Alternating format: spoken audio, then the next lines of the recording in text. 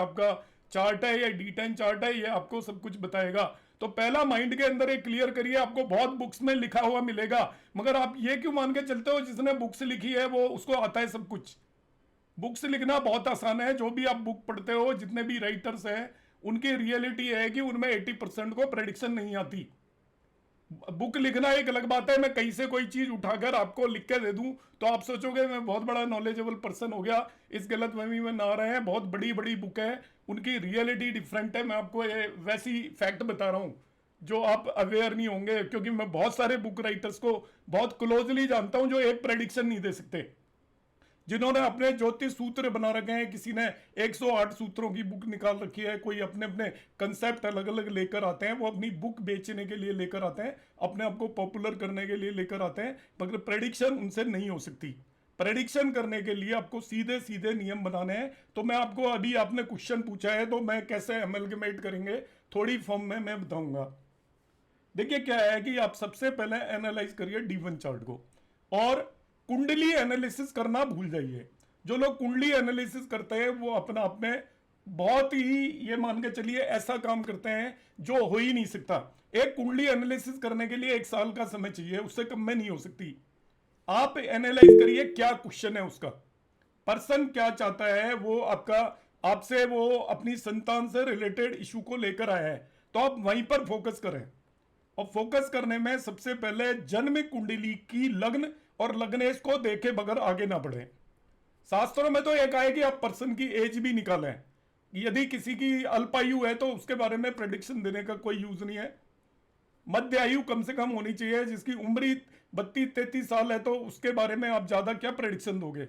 उस ड्यूरेशन में ना उसके संतान होगी, ना उस ड्यूरेशन में उसका कोई बहुत प्रोफेशन होगा, ना कोई वो उसको वेल्थ क्रिएट होगी। तो शास्त्र तो यह कहते हैं कि आप उसकी टेंटेटिव एज निकालो, मगर इतने हम लंबे उसमें जाएंगे तो हम कुछ प्रेडिक्ट नहीं कर पाएंगे। एज को हम बाईपास कर देते हैं, और हमें किसी को बतानी भी नहीं है कि आपकी एज क्या है। आपको देखने में लग रहा है इसकी अल्पायु है, तो उसको ये नहीं कहते ना कि अल्पायु है आपकी।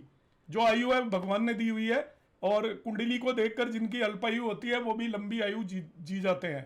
तो सबसे पहले आपको ये करना है, लग्न और लग्नेश को देखना मत भूलिए कि उनकी स्थिति कैसी है। आपका 80% एनालिसिस वही खत्म है। जिसकी लग्न और लग्नेश बली है उसकी लाइफ में सारे काम होंगे, चाहे उसकी कुंडली में कोई प्रॉमिस है या नहीं है, तो इससे बड़ा कोई भी प्रॉमिस नहीं है। और जिसकी लग्न और लग्नेश वीक है उसकी जिंदगी के सारे काम नहीं होने वाले हैं आसानी से, एक भी काम इजीली नहीं होगा। चाहे उसकी कुंडली में कितने राजयोग बन रहे हो, सभी प्लेनेट, बेनिफिक प्लेनेट केंद्र में बैठे हो, सब केंद्रीय त्रिकोण राजयोग बन रहे हो, लग्न और लग्नेश यदि उसकी कमजोर है तो सब राजयोग बेकार हो जाएंगे। तो लग्न और लग्नेश सबसे इंपॉर्टेंट आप एनालाइज करोगे, नंबर 1। नंबर 2 पे एनालाइज करोगे पर्टिकुलर भाव। हमेशा यही नियम बनाइए, और किसी तरीके से जाना ही नहीं है। हम क्या करेंगे, जुपिटर उचका बैठा है जी, इसे देख रहे हैं, अरे जुपिटर का रोल ही नहीं है भाई, जुपिटर को क्यों देख रहे हो आप। उचका जुपिटर क्या कर लेगा आपका जब उसका रोल ही नहीं आएगा। तो शनि उचका बैठा है यहां पर, तो शनि के उचके बैठने से कुछ नहीं होता कुंडली के ऊपर। शनि का रोल आएगा जब उसकी दशाएं आएंगी। जब शनि की दशा ही नहीं है तो वो उचका हो चाहे नीच का हो, आप क्या क्या बिगाड़ेगा। तो प्लेनेट को हमें कैसे देखना है, उसको एनालिसिस करने में जो सबसे इंपॉर्टेंट चीज है, आप उस पर्टिकुलर भाव को देखिए, उसके लॉर्ड को देखिए जिसे भावेश बोलते हैं। प्रीवियस क्लास में मैंने बताया था, कारक को देखिए, कारक से वही भाव देखिए। D1 चार्ट में 4 चीजें देखिए, 40 चीजें मत देखिए। अब नवांश चार्ट में भी इन्हीं चीजों को जाकर आप देख लीजिए, आपका कैसा है, उससे आपको प्रॉमिस पता चलेगा। अब केपी एस्ट्रोलॉजी का यूटिलाइजेशन कहां पर है। आपको लगा कि D1 चार्ट और नवांश चार्ट को आपने एनालाइज कर लिया वैदिक एस्ट्रोलॉजी के बेस पर, लगा कोई आप कंक्लूजन पर नहीं पहुंच पा रहे हैं, नहीं पहुंचेंगे बहुत सारे केसेस में। पीड़ित है, एक आध कोई ठीक ठाक है, ज्यादातर पीड़ित है, तो क्या हम उसे कह दें कि प्रॉमिस नहीं है। तो वैदिक एस्ट्रोलॉजी का सबसे बड़ा ड्रॉबैक है, प्रॉमिस को पूरी तरीके से डिफाइन नहीं कर पाती वैदिक एस्ट्रोलॉजी। जिसमें बिल्कुल नहीं प्रॉमिस होता है उनका इवेंट होते हुए देखा है, और जिनमें प्रॉमिस होता है उसका इवेंट रुकते हुए देखा है। अब आप टूल यूज कर सकते हो। अब आप यहां पर यूटिलाइज कर रही है आपकी केपी एस्ट्रोलॉजी, क्योंकि केपी एस्ट्रोलॉजी आपको माइंड का एनालिसिस करने का मौका नहीं देती। उसके अंदर नंबर लिखे होते हैं, और नंबर से आपको साफ साफ पता चल जाता है कि ये प्रॉमिस है या नहीं है। वहां पे यस और नो में क्लियर कट आंसर मिलता है कि कंसर्न्ड यदि भाव आपके अवेलेबल हैं तो प्रॉमिस हो गया। तो आपको यूटिलाइज करना है। मैं पहला हिस्सा बता रहा हूं, जब हम किसी भी इवेंट को देखते हैं किसी पर्सन की लाइफ में, तो सबसे पहले हमें प्रॉमिस देखना होता है कि उसकी लाइफ में इवेंट है या नहीं। तो उसमें 8 चीजें आपको उसकी वैदिक एस्ट्रोलॉजी के हिसाब से देखनी है, 10 देखनी है, बल्कि लग्न लगने से देखना है। नंबर 2 चीजें देखे बगैर आप आगे नहीं बढ़ेंगे। फिर हमें भाव देखना है, भावेश देखना है, कारक देखना है, कारक से वही भाव देखना है। ये चीजें हमें D1 चार्ट में देखनी है। सेम चीजें उठा के नवांश चार्ट में देखनी है। नवांश में क्या देखना है उसके बारे में भी मैं बताऊंगा। टाइम मिला तो आज की क्लास में बताऊंगा, नहीं नेक्स्ट क्लास में बताऊंगा, because that is also very important. क्योंकि नवांश में जितने मुंह उतनी बातें, जितनी किताबें उतनी चीजें लिखी हुई है, और कहीं कहीं बहुत सारी चीज़ें लिखी हुई हैं, मगर उसमें भी हमें क्या देखना है वो मैं यहाँ पर क्लेरिफाई करूँगा। अब प्रॉमिस देखने में आपको वैदिक एस्ट्रोलॉजी से बिल्कुल क्लियर कट प्रॉमिस नज़र आ रहा है, सब कुछ ठीक है। इवेंट होना चाहिए। अब इवेंट होना चाहिए, अब आपने क्या किया कि हमने देखा इवेंट तो होना चाहिए, आसानी से नहीं हो रहा है। पर्सन तो तभी आएगा ना हमारे पास कि उसका इवेंट नहीं हुआ। जिसकी मैरिज नहीं हुई वो मैरिज के लिए पूछने आएगा, जिसके बच्चे नहीं होंगे बच्चे के लिए पूछने आएगा, जिसकी नौकरी नहीं लगेगी वो नौकरी के लिए पूछने आएगा, जिसकी लग गई वो नौकरी के लिए पूछने नहीं आएगा, जिसकी मैरिज होगी वो मैरिज के लिए पूछने नहीं आएगा। तब हम क्या करेंगे, हमने देखा वैदिक के हिसाब से तो भाई ये सारा कुछ साफ साफ नजर आ रहा है। अब आप उसकी केपी में चले जाइए, केपी में क्या कुछ डिफिकल्टी आ रही है क्या, क्योंकि वैदिक और केपी का कंसेप्ट बिल्कुल अलग है। अब क्या करते हैं, देखिए एक और चीज बताता हूं, नक्षत्र को ले आते हैं जबरदस्ती वैदिक में। वैदिक में किसने लिखा है नक्षत्र, कहीं लिखा ही नहीं है। नक्षत्र लॉर्ड जिसे मानते हैं वो नक्षत्र लॉर्ड ही नहीं होता। अलग अलग दशाओं में अलग अलग नक्षत्र लॉर्ड होते हैं। आप जो विंशोत्तरी दशा में हम नक्षत्र लॉर्ड मानते हैं, केतु को मानते हैं हम पहले और 9वें, पहले 10वें और 19वें नक्षत्र का लॉर्ड, मगर दूसरी दशाओं में है ही नहीं, ये डिफरेंट हो जाते हैं। नक्षत्र लॉर्ड केतु के नक्षत्र ही डिफरेंट हो जाते हैं। तो ये तो विंशोत्तरी दशा के लिए इन नक्षत्रों को यूटिलाइज किया जाता है कि यदि आपकी पहले नक्षत्र में मून है तो दशा केतु की होगी। ये कह रहा है, वो ये थोड़ी कह रहा है उसका नक्षत्र लॉर्ड केतु है। लॉर्ड तो इनके अलग होते हैं, ऑल 27 नक्षत्र आज के। तो आप क्या यूटिलाइज करते हो, इसके नक्षत्र में ये बैठा हुआ है, उसका नक्षत्र है क्या, उनके लॉर्ड डिफरेंट होते हैं सारे के सारे। तो आपको नक्षत्र को यूटिलाइज करने के लिए आप केपी को यूज करिए। कृष्णमूर्ति जी ने केपी का इन्वेंशन क्यों किया, क्योंकि नक्षत्रों को यूटिलाइज करना था उन्होंने। कृष्णमूर्ति जी ने क्या कहा कि कोई भी प्लेनेट अपने भावों के रिजल्ट नहीं देता, अपने नक्षत्र लॉर्ड के भावों के रिजल्ट देता है। तो वैदिक के अंदर आप नक्षत्र को यूटिलाइज करते हो तो वो आप अननेसेसरी मिक्सिंग कर रहे हो। जब आप नक्षत्र यूटिलाइज कर रहे हो तो आप केपी यूज करिए, और नक्षत्र आपको यूटिलाइज नहीं करने तो वैदिक यूज करिए। अब आपको वैदिक में प्रॉमिस नजर आ रहा है, मगर केपी में आपको प्रॉमिस नहीं नजर आ रहा। अब आपको समझ में आ जाएगा कि यहां पर डिफिकल्टी है। डिफिकल्टी क्यों है, क्योंकि वैदिक और भी केपी डिफरेंट लेवल पर चली जाती है, वो नक्षत्र लेवल पर चली जाती है, उसके अंदर प्रॉमिस नजर नहीं आ रहा है। तब आपको केस समझ में आएगा कि ये काम क्यों नहीं हो रहा है, किस पर्टिकुलर प्लेनेट की वजह से नहीं हो रहा है, और तब आप उसको थोड़ा कंक्लूड कर पाएंगे। अब दोनों में यदि किसी का इवेंट दोनों में ऑब्स्ट्रक्ट हो रहा है, तब आप समझ जाएंगे कि भाई इसके अंदर बिल्कुल प्रॉमिस नहीं है। उस बंदे को आप इजीली गाइड कर सकते हो कि भाई आपकी कुंडली के अंदर प्रॉमिस नहीं है, ये इवेंट होता हुआ नजर नहीं आ रहा है। आपको वैदिक में प्रॉमिस लगा मगर केपी में प्रॉमिस नहीं लगा, तभी भी आप कहोगे भाई डिफिकल्टी से होने वाला, आसानी से इवेंट नहीं होने वाला है। और दोनों जगह पे आपको प्रॉमिस लग जाता है, तब आप कह दोगे कि हाँ ये इवेंट आसानी से हो जाएगा। हम यहाँ पर कई बार BNN को यूटिलाइज कर सकते हैं। BNN को कैसे यूटिलाइज कर सकते हैं, जैसे किसी की मैरिड लाइफ में आप ये चीज बिल्कुल नहीं देख सकते, ना वैदिक से देख सकते हो ना केपी से देख सकते हो कि मैरिड लाइफ में प्रॉब्लम आएगी। वैदिक में कोई सूत्र नहीं है जो ये बता दे कि मैरिड लाइफ में प्रॉब्लम आएगी। आप जो सूत्र बताओगे उसके अपोजिट में 50 केसेस बता दूंगा कि उनमें वो दिक्कत नहीं आएगी। वैदिक में ऐसा कोई फॉर्मूला नहीं है जो आपको ये बता दे कि इस पर्सन की मैरिड लाइफ के अंदर डिफिकल्टी आने वाली है। आपके 7th हाउस में सब खराब प्लेनेट को बिठा दीजिए, तभी भी वो पर्सन की आराम से मैरिड लाइफ निकल जाती है। वहां पर मार्स को बिठा दीजिए, सैटर्न को बिठा दीजिए, राहु को बिठा दीजिए, और इसके बाद भी हम देखेंगे उनकी जो मैरिड लाइफ है वो आसानी से निकल गई। मगर यहाँ पर आपको भृगुनंदी नाड़ी के अंदर मैरिज के अंदर ट्रबल बहुत आसानी से देख सकते हो आप। भृगुनंदी नाड़ी में आप देखिएगा कि यदि वीनस और केतु का कंजंक्शन हो रखा है या मार्स और केतु का कंजंक्शन हो रखा है तो 100% प्रॉब्लम होगी मैरिड लाइफ में।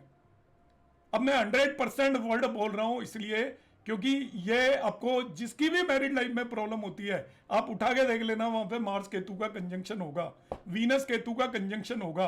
अब हमें वैदिक एस्ट्रोलॉजी तो ये चीज नहीं बोलती, अब इसका यूटिलाइजेशन कैसा है ये हम एस्ट्रोलॉजर पर डिपेंड करेगा। हमें तीनों चीजें आती हैं, हम तीनों को एक साथ देखने की कोशिश करेंगे। हम देखेंगे कि भाई इसकी मैरिड लाइफ के अंदर प्रॉब्लम्स है, होगी नहीं होगी।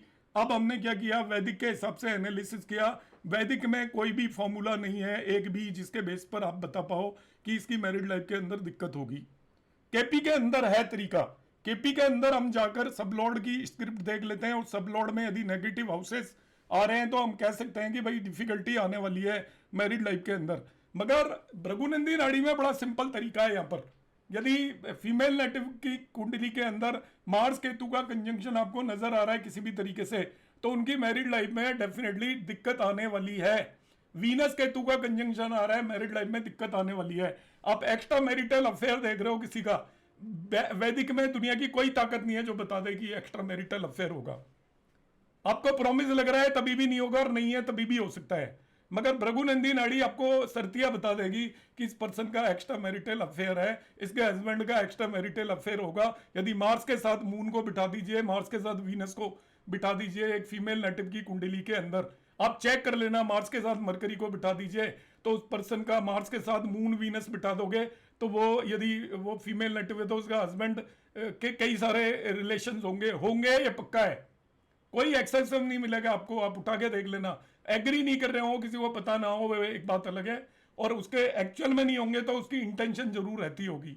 ऐसे ही फीमेल नेटिव के केस में मेल नेटिव की कुंडली के अंदर देखिए, जो वीनस है, वीनस का यदि राहु के साथ कहीं कंजंक्शन हो रखा है, वीनस का आपका मरकरी के साथ कंजंक्शन हो रखा है, तो उसकी भी बहुत सारी फ्रेंडशिप होगी, या उसके भी अलग से रिश्ते हो सकते हैं, जो कि आप कभी भी हम ना ही तो उसके बेसिस पे बता सकते हैं वैदिक एस्ट्रोलॉजी के बेस पर, ना ही केपी एस्ट्रोलॉजी के बेस पर बता सकते हैं। तब इनमें क्या है कि देखिए हमें एमलगमेशन करना पड़ेगा, हमें अंडरस्टैंड करना पड़ेगा कि किस चीज़ को देखना है, तो हम कौन सी तरीके की एस्ट्रोलॉजी इसके ज़्यादा बेटर रिजल्ट दे पाएगी। बेस आपको ऑलवेज रखना वैदिक एस्ट्रोलॉजी है, बिकॉज वैदिक astrology is the real astrology. बाकी जो इन्वेंटेड है उनमें कॉन्फिडेंस लेवल उतना हाई नहीं होता। रीजन है कि वो नए नए लोगों ने बनाई है, कोई शास्त्रों में तो लिखी नहीं है, केपी भी नहीं है शास्त्रों में, और भृगुनंदी नाड़ी भी अभी 20वीं सेंचुरी की इन्वेंशन है दोनों एस्ट्रोलॉजी, तो उनमें आप उतना नहीं जा सकते। मगर प्रैक्टिकल एक्सपीरियंस के बेस पर जो चीज़ें नजर आती हैं, जैसे देखिए किसी का सैटर्न केतु का कंजंक्शन है, आप प्रोफेशन देख रहे हो, हर आदमी नौकरी तो करता ही है, आप वैदिक के बेस पर उतना एक्यूरेट नहीं बता सकते, प्रोफेशन के बारे में केपी के बेस पर नहीं बता सकते।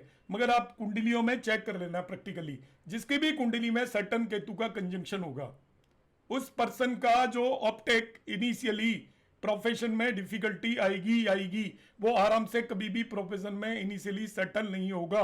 किसी का सैटर्न रेट्रोगेट बैठा हुआ है कुंडली के अंदर, तो रेट्रोगेट सैटर्न वाला पर्सन के अंदर लाइफ के अंदर वो बहुत सारी ट्रबल्स फील करेगा प्रोफेशन में। ट्रबल का मतलब वो ऐसा फील करेगा कि मैं काम तो बहुत ज़्यादा कर रहा हूँ, रगड़ाई पूरी हो रही है, मगर मुझे आउटपुट पूरा नहीं मिल रहा, या आउटपुट मिल भी रहा है तो वो कभी चैन से नहीं बैठ पाएगा लाइफ टाइम में भी, जिसका सैटर्न रेट्रोगेट होगा। अब ये नाड़ी के सूत्रज हैं।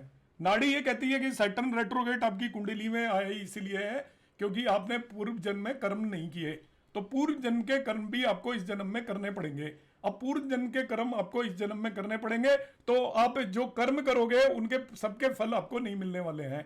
आपको जो भी आप यहाँ पर हार्ड वर्क कर रहे हो उसका partially you will gain only. तो हमें क्या है, लगातार स्ट्रगल करनी पड़ेगी। सैटर्न यदि आपका कुंडली के अंदर रेट्रोगेट आकर बैठ गया है, तो इस तरीके के कॉम्बिनेशंस हैं। अब उन्हें क्या करना है कि हम जब भी प्रेडिक्शन देंगे तो कोई मैं एक सूत्र नहीं बता सकता कि भाई ये चीज आप लेके पकड़ के चलिए। आपके माइंड में वो सारी बातें आनी चाहिए कि मैं किस व्यक्ति से रिलेटेड क्या चीज देख रहा हूं, मैं उसका प्रोफेशन देख रहा हूं, तो मुझे किन चीजों पर फोकस करना है। सीधा दशमांशा पे जाकर भी फोकस करोगे तो काम नहीं चलेगा, क्योंकि D1 चार्ट भी उसी व्यक्ति का है, D9 चार्ट भी उसी व्यक्ति का है, D10 चार्ट भी उसी व्यक्ति का है, नो डाउट। मगर आप सोचें कि केवल D10 के बेस पर D1 और D9 के प्रॉमिस को D10 नहीं बदल सकता। प्रॉमिस जो होता है मेनली वो D1 और D9 आपको इंडिकेट कर देता है, D10 ओनली 10% कंट्रीब्यूट करता है। ये मैं नहीं कह रहा कि D10 को आप बिल्कुल भुला दीजिए, मगर आपको जो उसकी ज़्यादा डिटेलिंग यदि देखनी है किसी भी इवेंट से रिलेटेड, वो हमें D10 में जाकर देखनी है। एक जैमिनी एस्ट्रोलॉजी आती है, तो जैमिनी के बारे में मैं यहाँ पे डिस्क्लोजर दे रहा हूँ आपको। कोई नहीं जानता जैमिनी एस्ट्रोलॉजी। जैमिनी एस्ट्रोलॉजी के जो सूत्राज हैं वो खत्म हो चुके हैं, उनका जो इंटरप्रिटेशन है वो भी आपका डिस्प्यूटेड है। अलग अलग रो, आप PS शास्त्री की बुक पढ़ी है वो कुछ करते हैं, सूर्य नारायण राव की बुक पढ़ी है वो कुछ करते हैं, KN राव सर बोलते हैं जिन्होंने चरदशा इन्वेंट की थी। मैं आपको बता रहा हूं आज की क्लास, क्योंकि हमारी जनरल क्लास है इसलिए मैं ये चीजें बोल रहा हूं। KN राव सर अपनी बुक्स में लिखते हैं कि मैं ट्रेन में जा रहा था, तो ट्रेन में एक कोई साउथ आंध्रा के कोई एक बहुत एस्ट्रोलॉजर थे, वो किसी को बता रहे थे ऐसे ही, तो उनसे मैंने ट्रेन में सीखा कि इस तरीके से दशा निकाली जाती है, चर दशा। फिर वो बताते हैं कि पंजाब के कोई एक एस्ट्रोलॉजर थे, वो उन्हें मिल गए थे, उन्होंने उन्हें कुछ सूत्र बताए थे, उसके बेस पे KN राव सर ने बुक्स लिखी, और बुक्स के बेस पे सारे सॉफ्टवेयर हैं जिन्हें आप और हम यूटिलाइज करते हैं। तो ये सारी चीजों की ऑथेंटिसिटी नहीं है। संजय रथ अपनी ही कहानी बना देते हैं, वो दो चार तो इतने महान राइटर हैं, वो पाराशर जी से भी आगे पहुंच गए हैं, वो अपने ही कंसेप्ट बना रखे हैं उन्होंने, क्योंकि जैमिनी सूत्र के जो असली सूत्र थे वो मिसप्लेस हो चुके हैं काफी पहले। तो बाद में जो बुक्स आई हैं, PS शास्त्री ने अपना कुछ इंटरप्रिटेशन किया है, के सूर्य नारायण राव ने कुछ इंटरप्रिटेशन किया है। फिर जैमिनी एस्ट्रोलॉजी का और एक मैं बताता हूं, बहुत लोग क्लेम करते हैं कि प्रेडिक्शन हो जाती है। जैमिनी एस्ट्रोलॉजी से प्रेडिक्शन होने में क्या डिफिकल्टी है कि उसके अंदर कॉम्बिनेशंस इतने ज्यादा बनते हैं, वहां पर राशियों की दशाएं होती हैं और राशियों का एस्पेक्ट होता है, हर राशि 3 राशियों को एस्पेक्ट कर रही होती है, हर एक राशि तो वो खुद की दशा होगी, साथ ही साथ वो 3 राशियों को एस्पेक्ट कर रही होगी, इसके बाद उसकी अंतरदशा होगी, जिस राशि की अंतरदशा है वो भी 3 राशियों को एस्पेक्ट कर रही होगी, एक साथ 7-8 भाव आपके कंबाइन हो गए। फिर जैमिनी क्या कहती है, नेचुरल कारक को भी पकड़ लो, आप शुक्र को पकड़ लो मैरिज के केस में। फिर जैमिनी क्या कहती है, 7th हाउस को भी पकड़ लो, 7th पद को भी पकड़ लो। 7th पद को पकड़ लिया, अब आपने क्या करना है, दारा कारक को भी पकड़ लेना है, और दारा कारक के साथ साथ दारा कारक नवांश में जिस राशि में गया है उस राशि को भी पकड़ लेना है, उपपद को भी ले लेना है, वो भी मैरिज करा देता है, उपपद से 7th भी मैरिज करा देता है। तो भाई मैरिज किस दिन नहीं होगी, हर दिन मैरिज हो सकती है।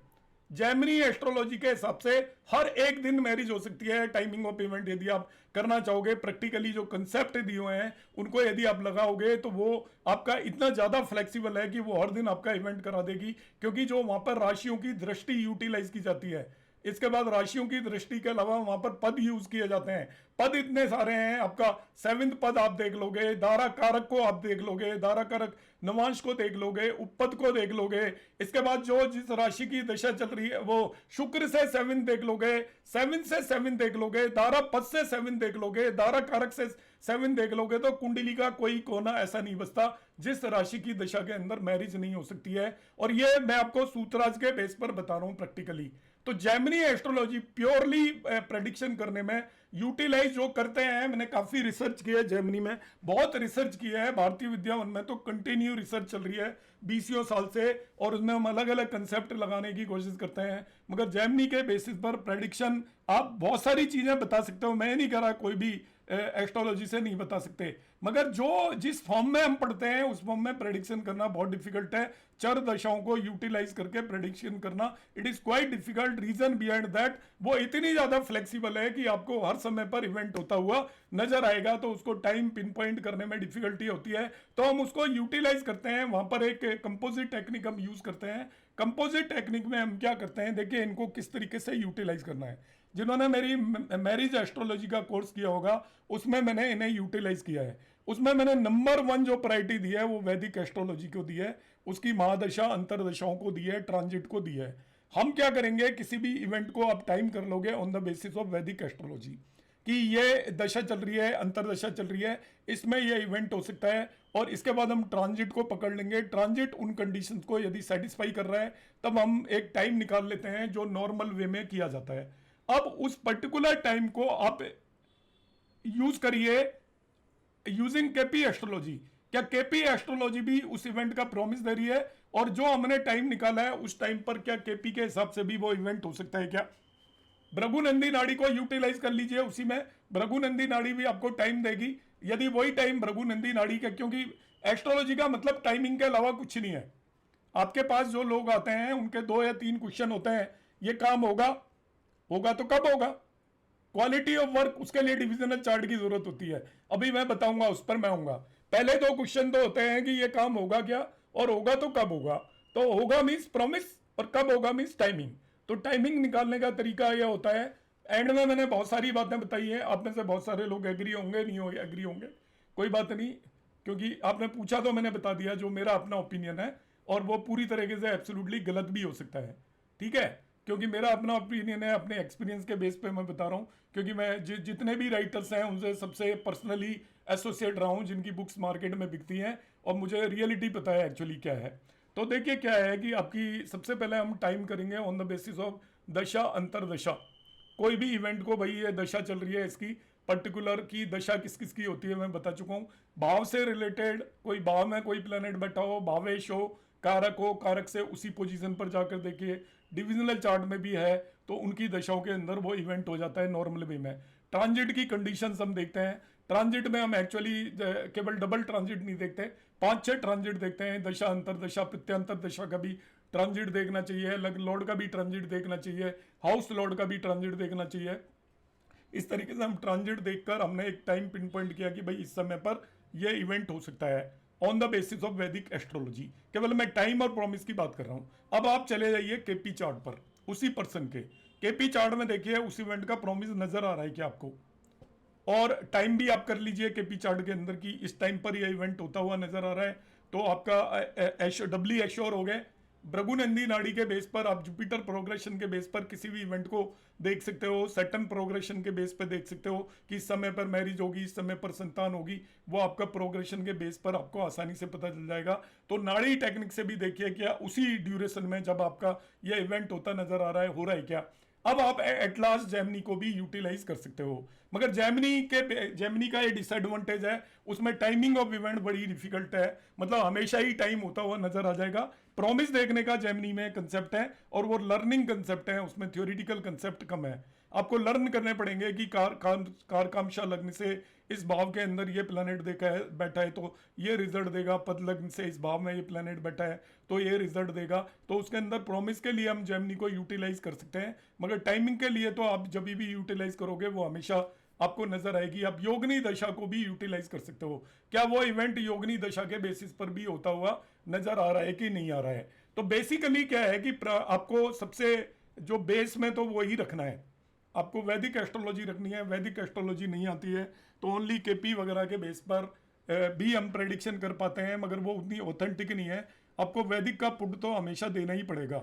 वैदिक का पुट देकर आप जो भी चीज़ देखना चाहें आप देख लीजिए, इसके बाद उसको आप केपी से वेरीफाई करिए, अपनी टेक्निक बनाइए, अपने नियम लिखिए कि आपको किस तरीके से किसी भी कुंडली को एनालाइज करना है। मतलब अपने स्टेप्स लिखिए कि पहले स्टेप में मैं ये देखूंगा, दूसरे स्टेप में ये देखूंगा, तीसरे स्टेप में मैं ये देखूंगा। सारी चीज़ें आपको देखनी है। डिविजनल चार्ट के अंदर आपको क्या क्या देखना है वो भी आपको ध्यान रखना है। यहाँ पर नवांश कुंडली में हम क्या क्या देखते हैं, नवांश कुंडली के बारे में बहुत ज़्यादा अलग अलग जगह पर लोग बताते हैं, बहुत सारी चीज़ें देखते हैं, और वो जितनी ज़्यादा आप चीज़ें देखोगे उतना आप प्रेडिक्शन से दूर भागते चले जाओगे, क्योंकि हमें प्रेडिक्ट करना है, हमें कोई किसी को इम्प्रेस नहीं करना, हमें कोई 50 चीज़ लगानी नहीं है। जितनी ज़्यादा आप बातें लगाओगे, क्योंकि अभी एक क्वेश्चन आया था मेरे पास, एक केएन राव सर की बुक है डेस्टिनी ऑफ व्हील्स ऐसे करके है वो बुक, उसके अंदर उन्होंने बता रखा है कि आपको अंतरदशाओं के रिजल्ट कैसे देखे जाते हैं।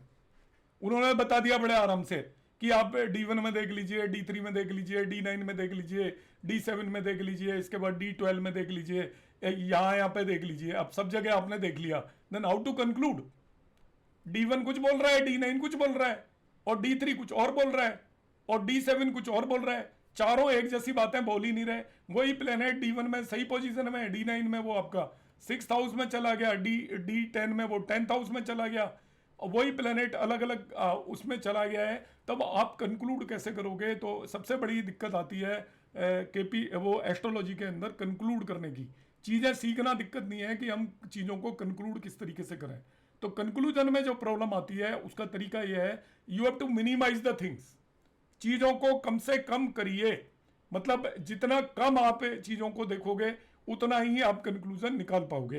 तो मैं आपको एट लास्ट मैंने बहुत कुछ बोला, आपको जो मेन चीज़ है वो मैं बता देता हूँ कि जो आपको आप अपने तरीके बनाओगे, वैसे तो एस्ट्रोलॉजर आप सब लोग जानते हो, पर जो सबसे पहला तरीका होता है चेक प्रॉमिस यूजिंग वैदिक एस्ट्रोलॉजी। आपको लगता है कि वैदिक एस्ट्रोलॉजी में प्रॉमिस समझ नहीं आ रहा आपको, मैं जो बोल रहा हूँ उसी चीज़ को आप ध्यान रखिएगा। प्रॉमिस समझ नहीं आ रहा, समझ नहीं आने का मतलब लग रहा है कि नहीं भी है और कुछ बहुत कंक्लूजन नहीं निकल पा रहा है आपका। ज़्यादातर पैरामीटर नेगेटिव है, एक दो पैरामीटर न्यूट्रल है, ज़्यादातर जो आपके पास केस आएंगे उसमें ऐसा ही आएगा। तब आपको यदि केपी आती है तो आप केपी की कुंडली खोल लीजिए। केपी खोलोगे तो उसमें प्रॉमिस देखने में ज़्यादा आसानी रहती है, वहाँ पे नंबर लिखे होते हैं, नंबर से आपको पता चल जाएगा भाई प्रॉमिस तो है ही मगर डिफ़िकल्टी भी है। आपने केपी यूटिलाइज कर ली। अब आप क्या इवेंट है उससे बेस्ड यदि आप बीएनएन भी उसके अंदर यूटिलाइज कर लेते हो कि भाई मैरिज होनी है या मैरिज से रिलेटेड प्रॉब्लम है, नौकरी लगनी है, नौकरी से रिलेटेड प्रॉब्लम है, संतान होनी है, एजुकेशन से रिलेटेड प्रॉब्लम है, देख रहा हो कि मरकरी के साथ केतु बैठा हुआ है तो ये एजुकेशन में ब्रेक देगा। यहाँ पर आपका बीएनएन में 1 मिनट में आंसर मिल जाएगा। मरकरी के साथ केतु बैठा हुआ है तो ब्रेक आने वाला है, मरकरी के आगे केतु बैठा हुआ है तभी भी ब्रेक आने वाला है, उस पर्सन की एजुकेशन बहुत अच्छी नहीं चलेगी। वैदिक एस्ट्रोलॉजी में तो कोई तरीका नहीं है, आप जो भी कॉम्बिनेशन लगाओगे मैं अच्छी एजुकेशन बता दूंगा। कि आप कहो कि फिफ्थ लॉर्ड एट्थ में चला गया, मैं उन्हें साइंटिस्ट बता दूंगा। आपके एक से एक अब्दुल कादिर जो पाकिस्तानी एक वो थे न्यूक्लियर साइंटिस्ट, उनका फिफ्थ लॉर्ड एट्थ हाउस के अंदर था, क्यों वो खुद भी एस्ट्रोलॉजी करते थे, इसलिए बता रहा हूँ मैं। तो फिफ्थ लॉर्ड एट्थ हाउस में चला गया, वो तो बहुत बड़ा साइंटिस्ट हो सकता है। जबकि वैदिक के हिसाब से हम ये भी कह सकते हैं कि उसकी तो एजुकेशन में ब्रेक आना चाहिए, एट्थ लॉर्ड फिफ्थ हाउस में जाकर बैठ गया। तो यहाँ पर आपको सबसे पहले हमें प्रॉमिस देखना है, फिर हम उसके अंदर भी प्रॉमिस देखेंगे केपी में, और बीएनएन आप लगा पाते हो तो उससे भी प्रॉमिस देखिए। अब आप शांति से सोचिए कि भाई ये 3 जगह पर वैदिक में तो कोई चीज़ समझ में नहीं आ रही, मगर केपी में यहाँ पर डिफिकल्टी आ रही है। नेगेटिव हाउसेस अपीयर हो रहे हैं इसके प्रॉमिस के अंदर, इसका मतलब नेगेटिव हाउस अपने आप में इंडिकेट करते हैं कि यहाँ पर भाई डिफिकल्टी आने वाली है, ब्रेक आने वाला है। वो आपको केपी में सोर्स भी पता चल जाता है, बंदा कहाँ पर जाकर पढ़ेगा, लोन लेकर पढ़ेगा, अपने पैसे से पढ़ेगा, कंपटीशन में सक्सेसफुल होगा नहीं होगा। वैदिक में नहीं पता चलता जल्दी से, सोर्स कहाँ पता चलेगा, दशाओं पर निर्भर करेगा, ओनली प्रॉमिस पर डिपेंड नहीं करेगा। तो आपको तीनों को अमलगमेट करना है, हमेशा क्विकली देखना है हर चीज को। कि इसके बाद हम क्या करेंगे कि नवांश कुंडली के अंदर, क्योंकि केपी वैदिक एस्ट्रोलॉजी का जो सबसे इंपॉर्टेंट पार्ट है वो दशा है, प्रॉमिस के अलावा। आपको प्रॉमिस नजर आ गया, जैसे मैरिज आप देख रहे हो तो हो ही सकती है किसी की भी मैरिज जब प्रॉमिस बिल्कुल भी नहीं है। क्यों हो सकती है मैं बता रहा हूँ, देखिए ज़्यादातर लोग 7th हाउस को मैरिज का हाउस मानते हैं, 5वां भाव भी मैरिज का भाव है, 5th house is also house of marriage, 9th house is also house of marriage, 11th house is also house of marriage, 2nd house is also house of marriage. अब कैसे कंक्लूड करोगे बताओ, हमें तो 7वां भाव रट्टा पड़ा हुआ है, बारिया का भाव होता है 7th हाउस, और ये रट के चलेंगे तो काम ही नहीं चलेगा। 5th हाउस भी मैरिज कराता है, संतान प्राप्ति के लिए भी मैरिज की जाती है। मैरिज के ऑब्जेक्टिव अलग अलग होते हैं, अपना वंश वृद्धि के लिए मैरिज की जाती है। आज के ज़माने में तो खैर वो ऑब्जेक्टिव उतना बड़ा नहीं है, किसी समय पर मैरिज इसीलिए की जाती थी जब अपना वंश आगे बढ़ाना होता था, मैरिज की जाती थी। तो 5th हाउस की दशा के अंदर भी संतान मैरिज हो जाती है, विद इन 1 ईयर संतान प्राप्ति हो जाती है जब 5th हाउस की दशा के अंदर मैरिज हो। 9th हाउस की दशा के अंदर भी मैरिज होगी, क्यों होगी आपको क्या पता, उसका पहले से किसी से अफेयर रहा ही नहीं रहा है, आपको आगे थोड़ी बताएगा। किसी के पेरेंट्स आपसे पूछ रहे हैं कि भाई हमारे बच्चे की अब मैरिज की डेट निकाली है, आप कह रहे हो यार इसकी तो पहले निकल चुकी है, और ये तो अब 9th की दशा तो आप देखोगे ही नहीं। आप तो इसलिए नहीं देखोगे क्यों, आप सोचोगे तो इसकी पहली मैरिज है, मगर वहाँ 9th की दशा के अंदर भी मैरिज होना पॉसिबल होता है, 11th की दशा के अंदर भी मैरिज होना पॉसिबल होता है। क्योंकि आज का समय है, आज के समय में मल्टीपल रिलेशन बहुत कॉमन सी बात है। स्कूल कॉलेजों में ही रिलेशन हो जाते हैं, बच्चे बाहर रह रहे होते हैं, जल्दी जल्दी फ्रेंड्स चेंज कर लेते हैं, तो वो उनमें कुंडली को ये थोड़ी पता है कि इसने आपका रिचुअल किया है नहीं किया है। Ritual is a separate thing, marriage is link between 2 person. ऐसे ही चाइल्ड बर्थ के केस में भी बड़ा प्रॉब्लम आती है जब हम एस्ट्रोलॉजी में प्रेडिक्ट करते हैं कि हम एस्ट्रोलॉजी में 5th हाउस तो इंडिकेट करता है फर्स्ट चाइल्ड को। अब यदि किसी का मिसकैरेज हो रखा है, आपको क्या बताएगा भी नहीं पर्सन, बहुतों को खुद भी नहीं पता होता। अब आपको फर्स्ट चाइल्ड देखना है, सेकंड चाइल्ड देखना है, थर्ड चाइल्ड देखना है, फोर्थ चाइल्ड देखना है, किसकी दशा के अंदर चाइल्ड बर्थ होगी, ये भी हमें नहीं पता होता। तो ये, और ना ही हमारे पास वो इन्फॉर्मेशन पास ऑन होती है। जनरली होता है बच्चों की मैरिज के लिए बच्चे खुद नहीं बात करते, उनके पेरेंट्स बात करते हैं। अब बच्चे ऑलरेडी ऐसे केसेस आते हैं कि वो कहीं किसी के साथ लिव इन में रह रहे हैं, और ऐसे भी केस आते हैं मेरे पास तो ऑलरेडी मैरिज करके बैठे हुए हैं, यूएस में कहीं रह रहे हैं, कहीं रह रहे हैं, और माँ बाप हमारे पास यहाँ पे आके कह रहे हैं कि ये हमारे बेटे की मैरिज कब होगी। मैं बता रहा हूँ कि मेरे हिसाब से तो हो जानी चाहिए। बाद में वो आके कंप्लेंट कर रहे हैं कि नहीं जी आपने बताया था, मैरिज तो हुई नहीं। बाद में पता चल रहा है वो ऑलरेडी मैरिज करके बैठे हुए हैं बच्चे। तो इस तरीके की बहुत सारी डिफिकल्टीज आती हैं। तो हम क्या करेंगे कि आपका D1 चार्ट के बेसिस पर आप उसे एनालाइज कर लें, वैदिक एस्ट्रोलॉजी के बेस पर एनालाइज कर लें, जो आपको दिखता है वो बता दें। आप प्रॉमिस में जब डिफिकल्टी आ रही है तो आप जरूर केपी एस्ट्रोलॉजी की हेल्प लें। प्रॉमिस के लिए केपी एस्ट्रोलॉजी आपको बहुत ज़्यादा असिस्ट करेगा। जो आप यूटिलाइजेशन की बात कर रहे हो वो मैं बता रहा हूँ। प्रॉमिस में जो केपी एस्ट्रोलॉजी बहुत अच्छे से हेल्प करेगा, क्योंकि उसके अंदर नंबर आते हैं और वो सब लॉजिकल है। नक्षत्रों के बेस पर वो नक्षत्रों को यूटिलाइज कर रहा है अपना आप में। आपको वैदिक में नक्षत्र यूटिलाइज करने की जरूरत नहीं है। अब केपी के अंदर भी आपको यदि प्रॉमिस उसके अंदर पता चल गया, तो अब हमने देख लिया कि भाई वैदिक और केपी दोनों के बेस पे प्रॉमिस है, तो आप कहोगे इवेंट विल हैपन। कब होगा, कब होगा मैं, अब आप वैदिक की दशाएं और ट्रांजिट लगाओगे तो ज़्यादा बेटर रहेगा as compare to any other theory.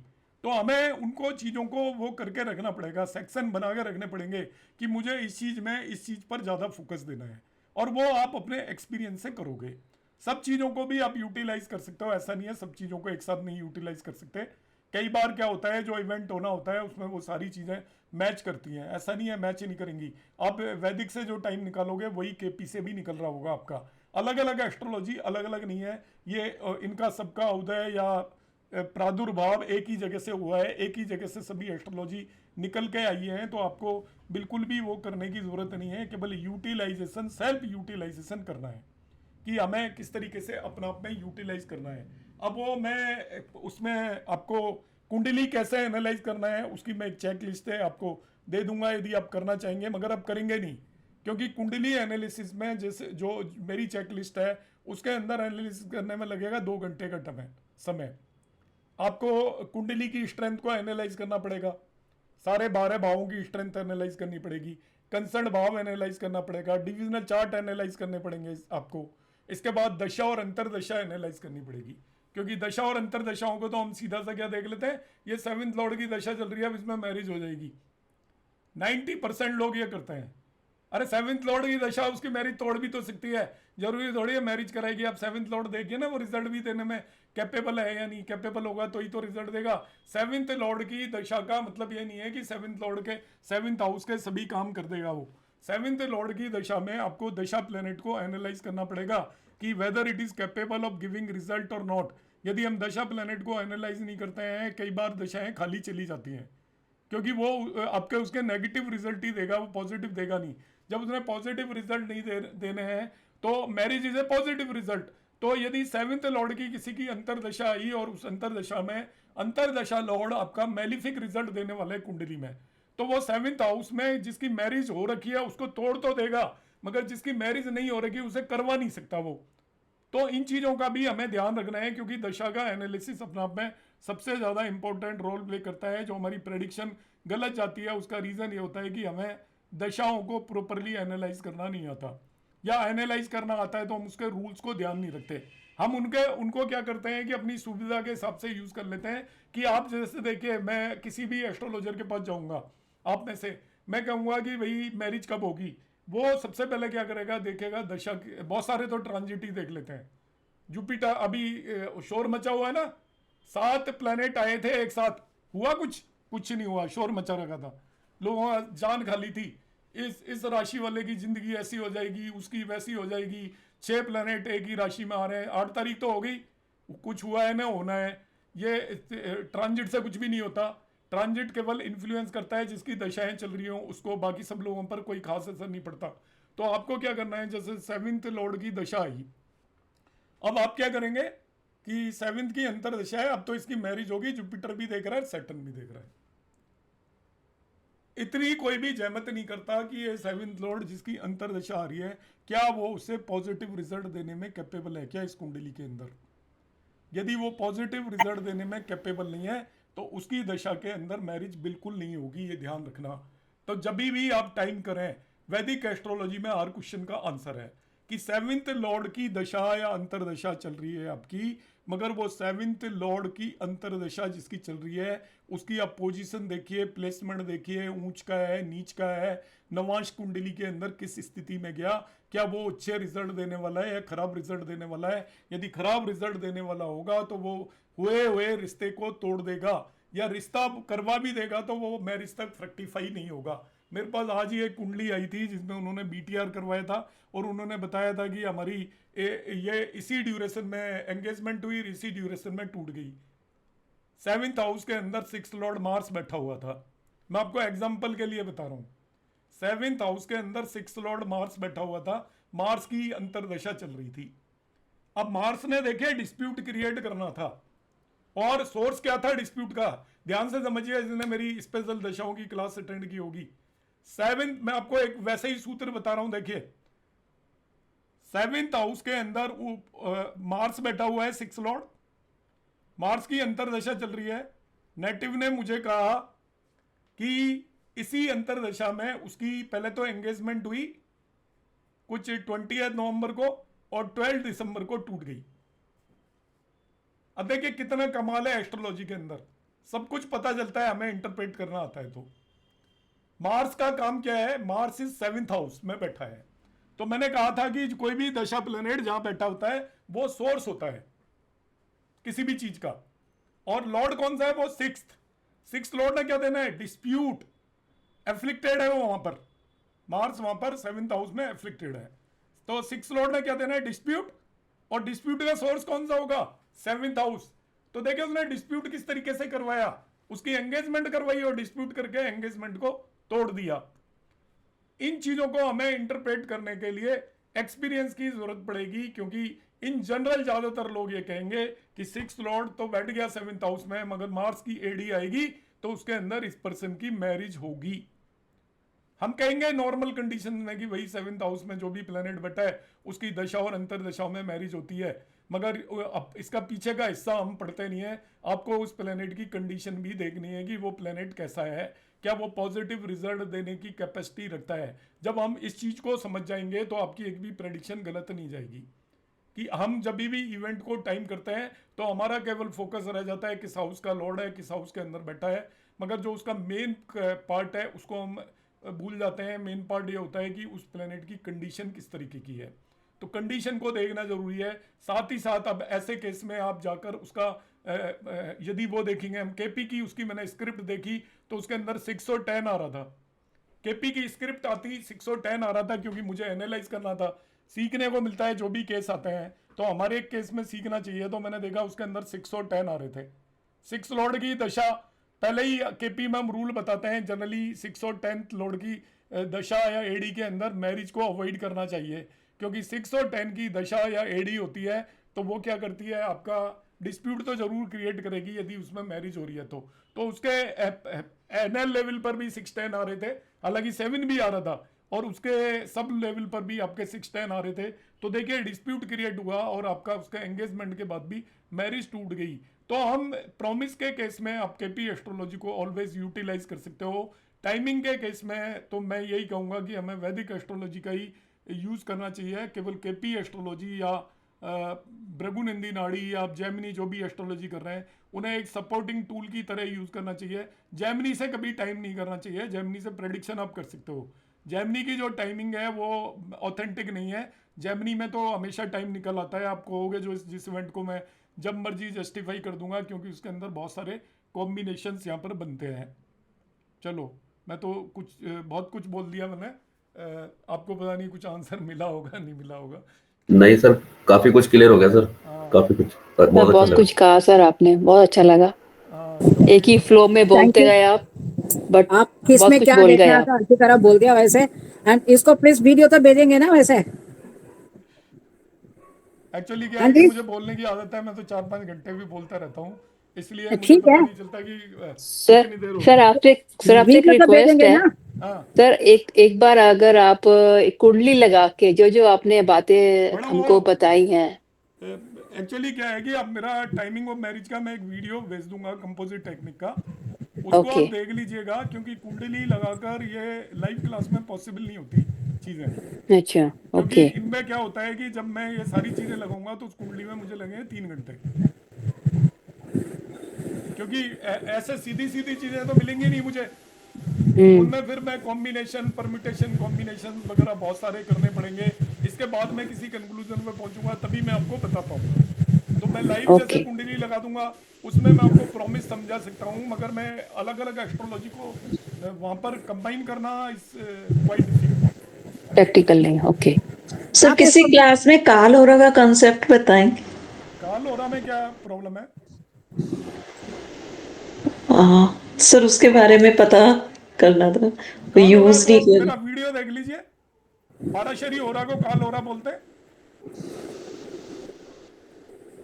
Sir and जैसे सर पहले भाव की हो रहा या 11वें भाव की हो रहा, जैसे कहते हैं कि कोई ऐसा काम की 11वें भाव की हो रहा चल रही है तो फिर उसमें समझ गया मैं। ज्यादा। जैसे आपका आपने शेयर मार्केट में इन्वेस्ट करना है, अपनी लाइफ के जो भी इंपॉर्टेंट इवेंट में इन्वेस्ट करना है, तो आपकी जन्म की जो हो रहा है उस पीरियड में यदि आप करेंगे तो आपको वो ऑलवेज बेनिफिशियल होगी।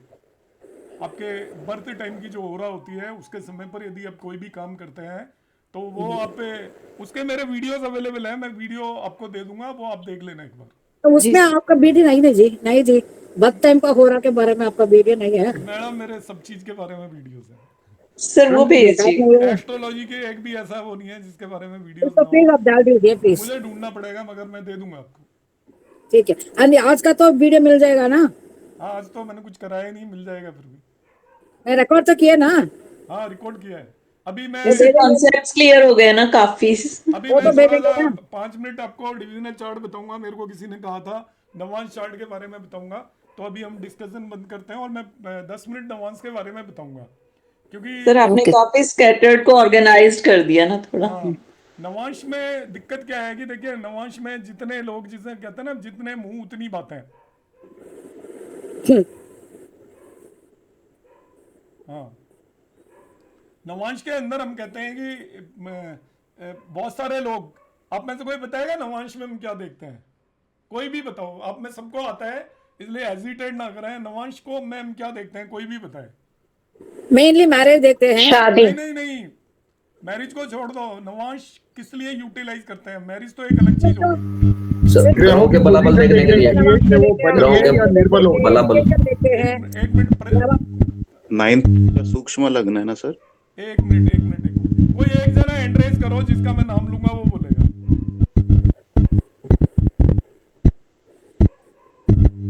ये बड़ा इंपॉर्टेंट टॉपिक है, इस पे हम 2-3 क्लास रखेंगे। जिसको नवांश देखना आ गया वो उसको एस्ट्रोलॉजी आ गई मान लीजिए। अब कहाँ गए हैंड्स? यस,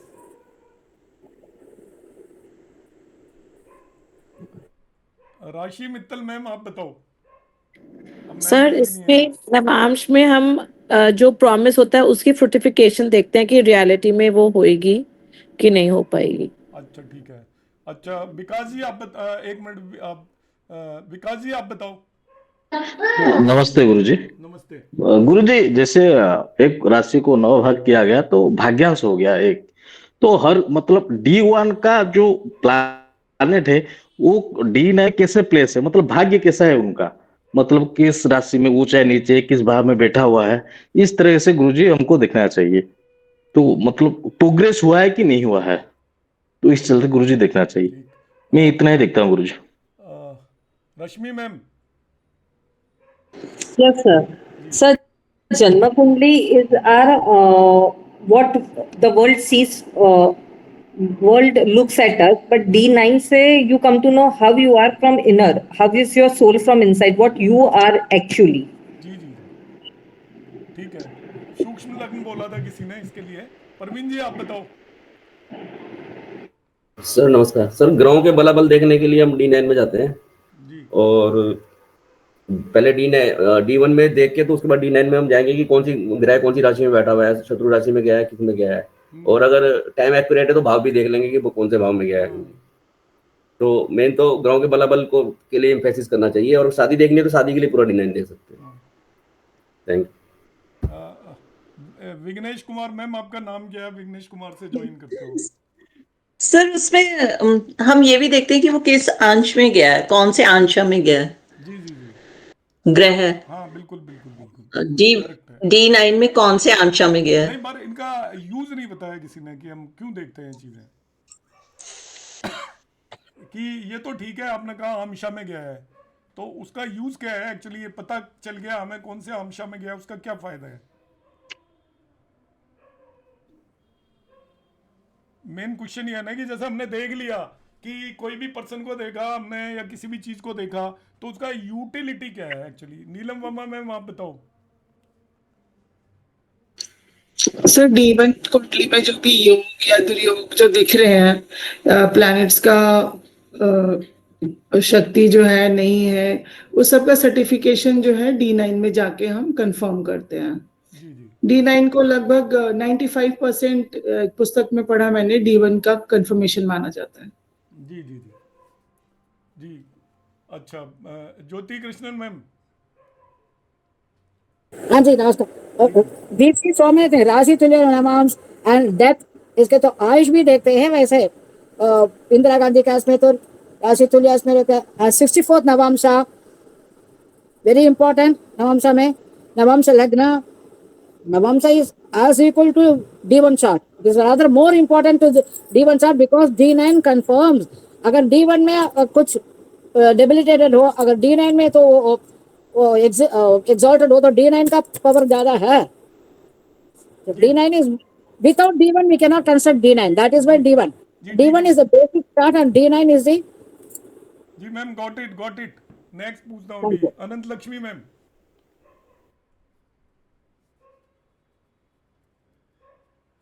अनम्यूट कर लें प्लीज मैम, अनम्यूट कर लें। नहीं बोलना आपने। सुदीप जी। D9 chart is the Sukshma Lagna, no? Yes. Actually, what we seek in the D1 chart is to be seen for what we seek and what we actually get. देखते अगर सही। Okay, Liza Jain ma'am. जी नमो नमः गुरुजी। जी नमो। हम ना D9 को इसलिए देखते हैं जब कोई ग्रह हमें दिख रहा होता है लग्न कुंडली में, कि वो हम लोग देख के सोच लेते हैं कि अच्छा है या बुरा है। लग्न कुंडली में देख लिया, उसके बाद जब हम उसको सूक्ष्म निरीक्षण करने के लिए D9 में जाते हैं, तो वहां उसकी स्थिति के अनुसार हमें ये पता चलता है कि लग्न में वो जिन भावों को रूल कर रहा होता है, उन भावों के फल हमें अच्छे या बुरे कैसे मिलेंगे। इसके लिए हमें D9 चार्ट देखना पड़ता है कि उस ग्रह की स्थिति कैसी है D9 में, जो कि अपना नक्षत्र के अकॉर्डिंग जो वहां जाके जहां बैठता है, जिस भाव में बैठता है, जिस राशि में बैठता है, उसी के अकॉर्डिंग सारी ज्योतिष लगा के कि वो कितना पावरफुल है। फिर उस पावरफुल से हमें लग्न कुंडली के भावों को जिनको रूल कर रहेगा, उनके जो रिजल्ट्स हैं वो कम ज्यादा अच्छे या बुरे, हम वहां से भावों की स्थिति की कैलकुलेशन के लिए देखा जाता है और उस ग्रह को देखा जाता है। जी वेरी गुड। परवीन जी, परवीन सिंह जी। जी प्रणाम गुरु जी। जी प्रणाम जी। D1 जो है वो तो एनवायरनमेंट है, जो आपको दिख रहा है कि शायद ये चीजें होंगी। D9 चार्ट जो है नवम भाव का एक्सटेंशन है, 9 टाइम मैग्निफिकेशन है। तो भाग्य यानी प्रारब्ध से आप जो लेके आ रहे हैं वो भोग पाइएगा कि नहीं भोग पाइएगा। D9 उसको सर्टिफाई करेगा कि D1 में वो भोग आपको मिलेगा कि नहीं भूलेगा, भाग्यवश जो पीछे से आप लेके जा रहे हैं। D9 एक्चुअली पिछला कर्म है, और जो 5वां हाउस है वो जो अब आपको मिलेगा, मेरी ऐसी समझ है। तो नवम जो है वो भाग्य से आप ले रहे हैं, उसीलिए आपको जन्म मिला है। वो आप भोग पाएंगे कि नहीं भोग पाएंगे, जो D1 में मिल रहा है उसकी सर्टिफिकेशन D9 से होगी।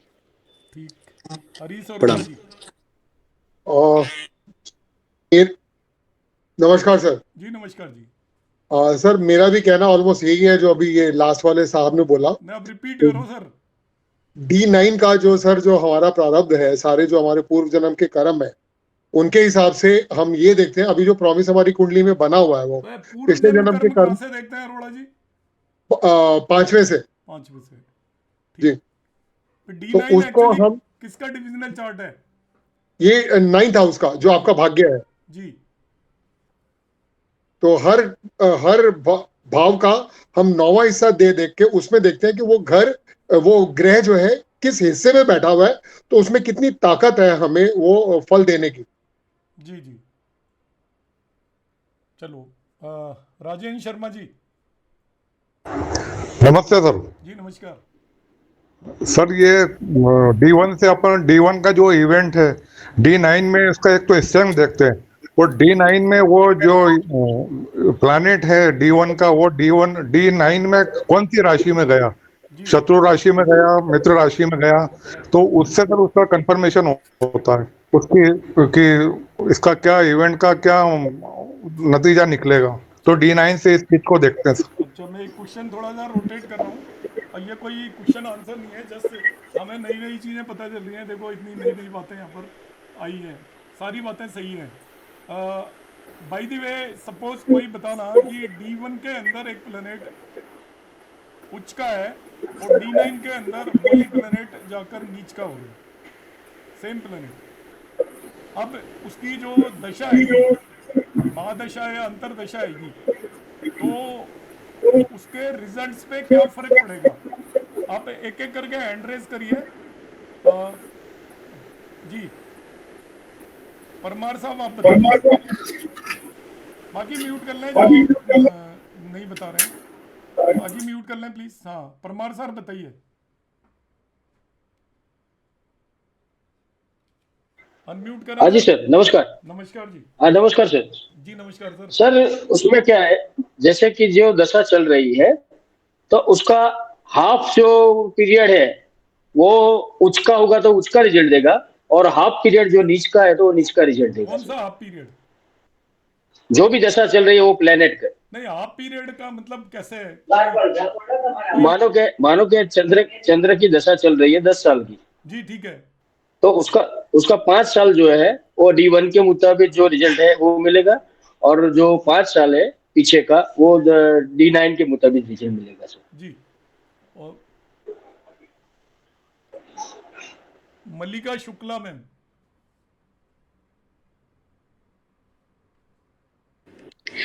जी सर। सर हम ये कह रहे थे कि मिले जुले कोई भी ग्रह अगर उच्च का है D1 में हमें दिखाई दे रहा है, और नवांश में अगर नीच का हो गया, तो उसका असर हमें मिला जुला फल मिलेगा। पर अगर सर मेरे हिसाब से अगर वो 6, 8, 12 में जाके नीच का हो रहा है तो उसका फल अच्छा मिलेगा, क्योंकि ये तो हमारे बाधक भाव होते हैं। तो वहां पे अगर नीच का होता है तो उसके हिसाब से भी जो है कि वो अच्छा फल देगा, वो एक तरह से राजयोग बन जाएगा सर। 3, 8, 12 के अंदर 6, 8, 12 सर, 6, 8, 12 6, 8, 12 का में अगर नीच का हो रहा है। क्या जी रूल है? आपने तो बहुत अच्छा रूल बता दिया, बताइए पूरा, बोलिए क्या है। तो सर ये जो है उसमें भी पराशर हो रहा शास्त्र में भी लिखा है कि मुझे श्लोक नंबर भी याद है, 18, 19, 20 श्लोक नंबर है योगाध्याय बृहद पारसर होरा शास्त्र में। ठीक है, जी। आप उसको रूल को एक बार रिपीट करो, सबको पता चलेगा क्या बोला है हमने। सर ये है कि अगर 6, 8, 12 के स्वामी अगर नीच के होते हैं तो वो जो है अच्छा फल देते हैं अपनी दशा अंतरदशा में। नहीं, पर अभी तो क्वेश्चन कुछ और था, आपने बदल दिया। तो सर वैसे जो आपने क्वेश्चन पूछा उसके हिसाब से सर मिला जुला असर होगा, क्योंकि वो नवांश में नीच का हो गया है। तो मतलब ये है कि उसकी ये एक्चुअल स्थिति तो नीच की है, तो वो मिला जुला फल देगा सर मेरे हिसाब से। विघ्नेश कुमार मैम। हाँ सर, एक्चुअली यही जो मैम ने बोला था कि उसी को ही वो करना था कि पहले D1 में जैसे इन्होंने बताया कि वो पहले आरंभ में तो वो अच्छे फल देगा, लेकिन D9 में अगर डेबिलिटेड हो गया तो फिर बाद में उसके फल अच्छे नहीं मिलेंगे। परंतु अगर वो 6, 8, 12 में चला गया तो फिर वो योग कारक की तरह बिहेव करेगा। 6, 8, 12 के अंदर नवांश में प्लैनेट जाकर योग कारक हो जाता है, आपके कहने का मतलब है नीच का हो तो। जी सर, वो योग। और कोई भी एग्री है इस बात से? और सर जैसे कि D1 में हम कोई प्लैनेट देखते हैं कि D1 लगन अगर D11 11वें भाव में अगर लग्नेश चला गया है तो हमें लगेगा कि पर्सन बहुत सोशल है, लेकिन अगर D9 में वो 12th में चला गया है तो उसकी एक्चुअल ये है कि वो ऊपर से तो ही इज लुकिंग कि वो बहुत सोशल है, लेकिन फिर भीड़ में रहते हुए भी वो अकेला है। मतलब उसकी जो एक्चुअल जो वो पता चलती है वो हमें D9 में पता चलती है। Very good very good. अब देखिए ये जो एक बीच में एक सूत्र आ गया था, टॉपिक कहीं चल रहा था, मैं इसको क्लैरिफाई कर देता हूँ थोड़ा सा। बेसिकली क्या है कि ये जो जितने भी हम कॉम्बिनेशन लगाते हैं ना कि 6 8 12 में या 3 6 11 में जो गए हैं, ये हमें D1 में लगाने चाहिए basically, not in D9 chart. और D1 का ये मैं नियम बता देता हूँ, ये जितने भी नीच के ग्रह उच्च की तरह बिहेव करते हैं जो हम बोलते हैं, या 3 6 8 में जो आपके प्लैनेट चले जाते हैं, नीच के ग्रह जाकर बैठ जाते हैं, वो उच्च की तरह बिहेव करते हैं, ये अभी बताया मैम ने। इसके अंदर ये हाफ है, वो उच्च की तरह बिहेव तभी करते हैं, ध्यान रखना, जब लग्न बली हो, अदरवाइज नहीं करते। और लग्न बली कब मानी जाती है? लग्न लॉर्ड या तो ओन साइन में हो, एक्सोल्टेड हो और लग्न को एस्पेक्ट कर रहा हो, उस केस में केवल ये सूत्र आपका श्लोक नंबर 18 है बृहद पारस और उरा शास्त्र का, कि 3 6 12 के अंदर, नॉट इन 8th, 3 6 12 के अंदर यदि नीच का ग्रह जाकर बैठ गया हो और लग्न लॉर्ड लग्न को एस्पेक्ट कर रहा हो, अपनी ही राशि में हो, उच्च का हो, तो ये प्लेनेट उच्च के ग्रह की तरह बिहेव करेंगे, अदरवाइज नहीं करेंगे। इसी तरीके से 6 8 12 के लॉर्ड, 6 8 12 लॉर्ड कहीं पर भी जाकर बैठ जाए नीच के, वो भी उच्च की तरह बिहेव करेंगे, मगर कंडीशन फिर वही है कि आपका लग्न स्ट्रॉन्ग होनी चाहिए। लग्न स्ट्रॉन्ग का मतलब लग्न लॉर्ड ओन साइन या एक्सोल्टेड राशि के अंदर बैठा हो और लग्न को एस्पेक्ट कर रहा हो, तभी ऐसा होगा, अदरवाइज वो उच्च की तरह बिहेव नहीं करेंगे। तो ये एक्चुअली श्लोक के 2 पार्ट है, तो मैम ने बताया इसलिए मैंने थोड़ा क्लैरिफाई कर दिया। अभी जो इस क्वेश्चन का जो आंसर है वो करेक्ट आ चुका है ऑलरेडी, कि देखिए D1 और D9 का मैं थोड़ा सा बता रहा हूँ, बाकी हम नेक्स्ट क्लास में इसी टॉपिक को डिस्कस करेंगे डिटेल में, टोटली डिटेल में मैं डिस्कस करूँगा कैसे नवांश को देखा जाता है। ब्रीफ में मैं बता देता हूँ कि आप रिलेटिव स्ट्रेंथ हम देखते हैं किसी भी प्लेनेट की, जैसे कहा जाता है कि D1 के अंदर आपका कोई भी, आपने सबने आंसर कर दिया है, मैं केवल उसको रिपीट कर रहा हूँ, आपने जो बताया है उसको। कोई भी प्लेनेट अपने D1 के अंदर प्रॉमिस देख लिया और जब तक वो D9 उसे सर्टिफाई ना करे तब तक वो इवेंट उस फॉर्म में नहीं होगा जिस फॉर्म में आप उसे चेक कर रहे हैं D1 के अंदर। जैसे D1 के अंदर आपने लगा कि ये प्रॉमिस पूरी तरीके से फुलफिल हो रहा है, मगर D9 के अंदर उसके अंदर कमजोरी आ गई, तो वो अब कमजोरी कैसे देखेंगे? पूरी तरीके से फुलफिल नहीं होगा। रिलेटिव स्ट्रेंथ ऑफ प्लेनेट हम देखते हैं D9 में। मैं वर्ड बोल रहा हूँ रिलेटिव स्ट्रेंथ, स्ट्रेंथ नहीं बोल रहा मैं, रिलेटिव स्ट्रेंथ। रिलेटिव स्ट्रेंथ का मतलब कोई भी प्लेनेट D1 के कंपैरिजन में, ये तो आपको देखना ही देखना है, हर हाल में देखना है। मतलब आप D9 चार्ट को एनालाइज करने का मतलब क्या होता है? एक तो D9 चार्ट मैरिज के लिए एनालाइज किया जाता है, उसे भूल जाइए अभी। D9 चार्ट को हर बार एनालाइज करना है, हर एक केस में एनालाइज करना है, हर एक प्लेनेट के केस में D9 चार्ट को एनालाइज करना है। और एनालाइज क्या करना है? आपको जाकर प्लेनेट की रिलेटिव पोजीशन देखनी है D9 चार्ट के अंदर। अब रिलेटिव पोजीशन 2 तरीके से देखी जाती है, ध्यान से सुनिएगा। भाव को हटा दीजिए, भाव को देखने के लिए जो हम यूज करते हैं उसे हम राशि तुल्य नवांश बोलते हैं। उसको देखने का एक अलग तरीका है, वो मैं बताऊंगा। राशि तुल्य नवांश, जब भी भाव आपको देखना हो कि वो किस भाव में जाकर बैठा है, उसके लिए जो टूल है, ये नाड़ी सूत्र है, ये पाराशर जी का सूत्र नहीं है राशि तुल्य नवांश, उसको हम देखते हैं राशि तुल्य नवांश से। मगर आप राशि तुल्य नवांश को छोड़ दीजिए, सबसे पहले रिलेटिव पोजीशन देखी जाती है। रिलेटिव स्ट्रेंथ के लिए हम देखते हैं वो किस राशि में गया है, किस राशि में गया है, उसके बेसिस पर वो स्ट्रॉन्ग या वीक होगा। जो अभी मैंने क्वेश्चन रेज किया था वो इसीलिए रेज किया था कि सपोज D1 चार्ट के अंदर कोई भी प्लेनेट उच्च का है, D9 में नीच का हो गया, उसकी रिलेटिव, अनम्यूट कर लें प्लीज, उसकी रिलेटिव पोजीशन वीक हो गई। रिलेटिव पोजीशन वीक हो गई, क्या कंक्लूजन निकालेंगे? ध्यान से समझिएगा, बड़ा सिंपल सा कंसेप्ट है कि आप जैसे रिजल्ट एक्सपेक्ट कर रहे थे बहुत सारे लोग क्या करते हैं पता है, D1 देख के काम हो गया, बस खत्म, उचका बैठा है, D9 देखते ही नहीं वो। अब D9 नहीं देखोगे तो आपकी प्रेडिक्शन तो गलत ही जाएगी कि D1 में उचका बैठा हुआ है, केंद्र में बैठा है, त्रिकोण में बैठा है, सब कुछ ठीक ठाक है और वो राजयोग भी बना रहा है। आपने कहा देखो ये तो योग कारक प्लेनेट है और त्रिकोण में बैठकर राजयोग बना रहा है और ये तो इसकी जिंदगी बदल देगा, मगर D9 के अंदर जाकर आपने देखा वही प्लेनेट नीच का हो गया।